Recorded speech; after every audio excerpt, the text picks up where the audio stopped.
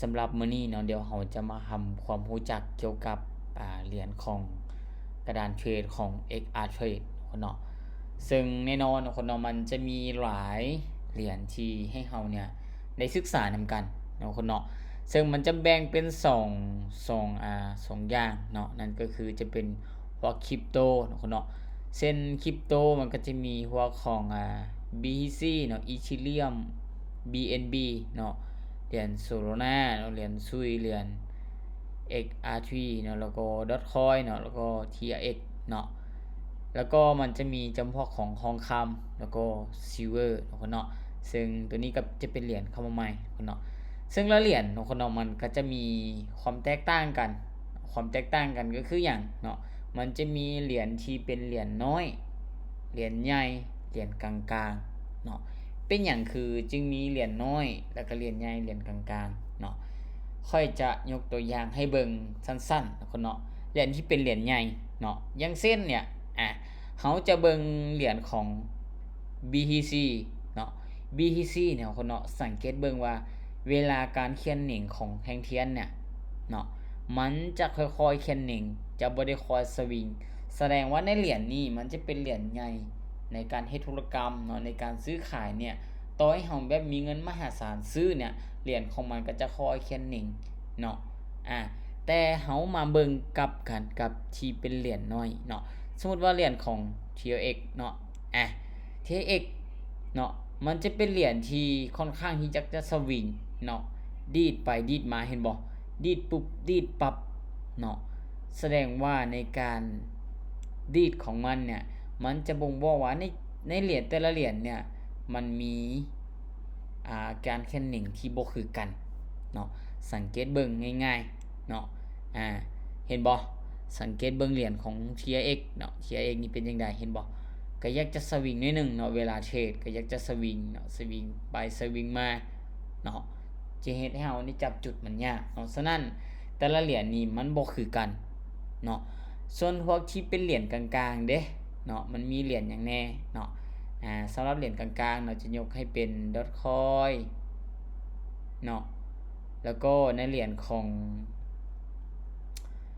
BNB เนาะเหรียญของซุยตัวนี้จะเป็นเหรียญกลางๆเนาะBNB นี่ก็ถือว่ายากจะถือว่ายังไขมาน้อยนึงเนาะคนเนาะแล้วเฮามาทำความรู้จักกับอีก2เหรียญเนาะเป็นหยังวันเสาร์อาทิตย์เนาะเหรียญทองคำมันคือปิดเนาะเฮาจะมายกตัวอย่างง่ายๆเนาะคนเนาะคือเฮายกตัวอย่างในร้านค้าเนาะคนเนาะซึ่งแน่นอนคนเนาะซึ่งเฮามาเบิ่งในเหรียญของ BTC เป็นหยังเฮาคือสามารถเทรดได้ตลอด24ชั่วโมงวันเสาร์อาทิตย์มันคือบ่ปิดเนาะคนเนาะยกเส้นตัวอย่างง่ายๆเนาะร้านค้าเนาะก็จะเป็นร้านค้าที่เปิด24ชั่วโมงเนาะเฮาสามารถที่ว่าจะไปซื้อได้ตลอด24ชั่วโมงเนาะอย่างเช่นเซเว่นเนาะคนเนาะเซเว่นนี่ก็ถือว่าจะเปิด24ชั่วโมงเฮาสามารถเข้าไปเนาะซื้อขายได้เนาะไปซื้อของที่ว่าเฮาอยากได้น่ะสามารถเข้าไปซื้อได้ตลอด24ชั่วโมงเนาะแล้วเหรียญทองคำเด้วันเสาร์อาทิตย์เป็นหยังมันคือปิดเนาะฉะนั้นมันจะมีในการปิดก็คือเฮาจะมาเบิ่งกับกันเนาะว่ามันปิดก็คือมันคันหากว่ายกตัวอย่างใส่ร้านก็คือร้านที่บ่เปิดวันเสาร์อาทิตย์เนาะซึ่งเฮาจะบ่สามารถไปเฮ็ดธุรกรรมในการ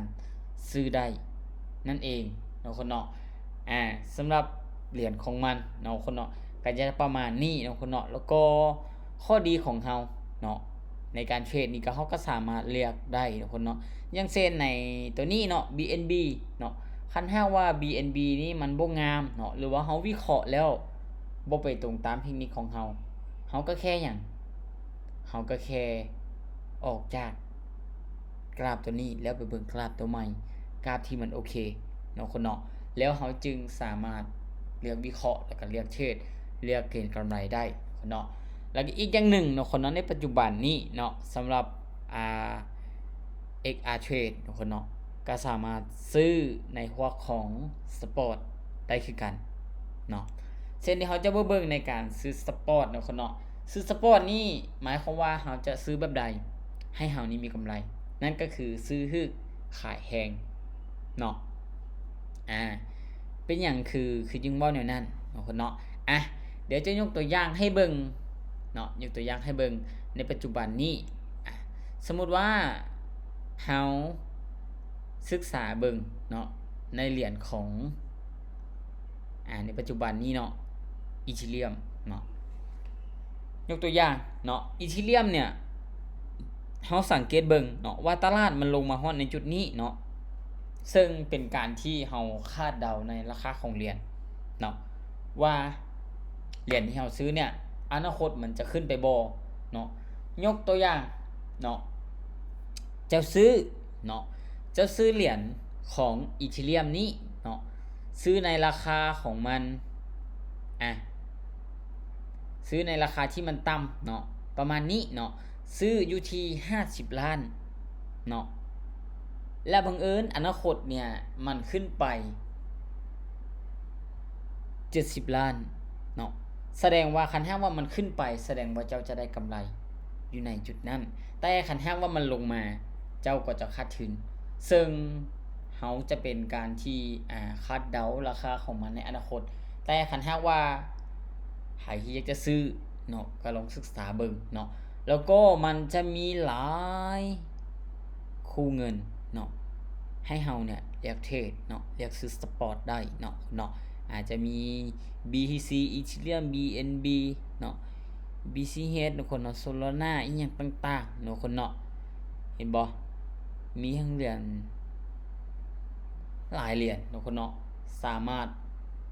ลองไปศึกษาเบิ่งเนาะแล้วก็เลือกที่จะซื้อก็ได้เนาะคนเนาะสำหรับใครที่เป็นสายเทรดสปอร์ตเนาะคนเนาะก็สามารถเลือกที่จะเทรดได้เนาะแต่ว่าใครที่เป็นสายที่ว่าตื่นเต้นเนาะมักเทรดเนาะมาเก็งกำไรในระยะสั้นก็สามารถเทรดระยะสั้นแบบนี้ได้เนาะเฮาวิเคราะห์ว่าโอเคในแห่งนี้